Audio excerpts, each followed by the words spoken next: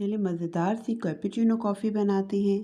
3 tablespoon coffee powder ले लें, कोई भी पाउडर आप ले लें और 4 टेबलस्पून शुगर या शक्कर का आप इस्तेमाल कर लें और 3 टेबलस्पून ही पानी, यानी कि ये तीनों चीज़ें कॉफ़ी, चीनी और पानी, ये तीनों चीज़ें हमें लेनी है। दूध भी एक तरफ बॉयल कर लेना है और इसको फेंटना है ताकि इसकी झाग बन जाए। कॉफ़ी, चीनी और पानी डालकर उसको इलेक्ट्रिक बीटर से अच्छे से बीट कर लेना है।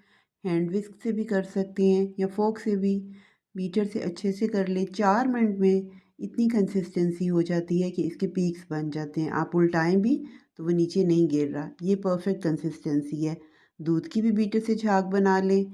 अब 1 कप में 2 चम्मच कॉफ़ी मिक्सचर डालें, फिर दूध डालें, उसको मिक्स कर लें और फिर ऊपर से कॉफ़ी का मिक्सचर और कोको पाउडर या चॉकलेट पाउडर आप डाल लें और उसको डेकोरेट कर लें। मज़ेदार सी कैपुचिनो कॉफ़ी तैयार है।